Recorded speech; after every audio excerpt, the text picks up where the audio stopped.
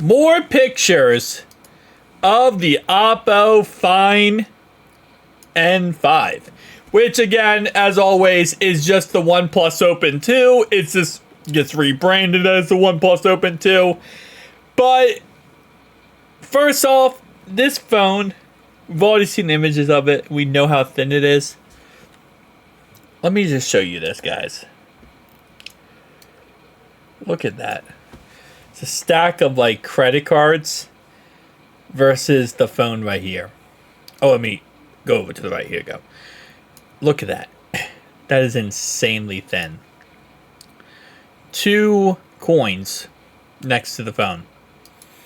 And also we got some benchmarks of the actual phone. 3083 single core, 8865 multi-core. Very awesome.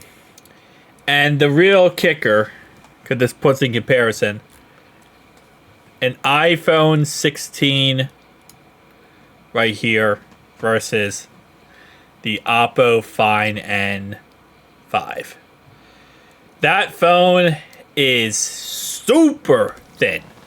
It kind of scares me because the thinner they're making these phones, we're getting to a point where I feel like there's going to be problems with durability to a certain degree, I feel like. Again, hopefully I'm wrong, but that's kind of what I'm thinking whenever I see how thin these foldable cell phones are getting. But they still look absolutely gorgeous, and they still, you know, I mean, listen. How much thinner can they make these, right? Because the charging port is now their biggest issue. You can't go thinner than the charging port. It's just not possible. Because if not, how are you going to charge the phone? Unless they eventually go with such a thin phone that you have to do it wirelessly and you can't charge it. Or they put a MagSafe type thing where they have like a magnet on the side or the bottom of the phone or the back of the phone that's how you charge it. But again, then you can't charge it with normal stuff, and I feel like that's going to cause a whole bunch of problems too. I don't know how much thinner they're going to make these phones, but this might be the thinnest phone ever. Like, it might be the thinnest phone for a couple years.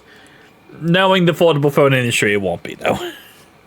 I just, like, the only way you make this thinner is if you find a way to ditch the USB-C port and go toward, like, a MagSafe type design, where it's, like, magnets. Because if not, there's no way you make this thinner.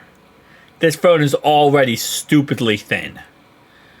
Again, durability issues always scare me. Because when they made the iPads very, very big but very thin, there's always like a piece in the aluminum that will break. There's always a weak point when it comes to these devices when they're this big. So, kind of scares me, but I think we'll be fine. Let me know below your thoughts, opinions. See you guys next one. Peace out.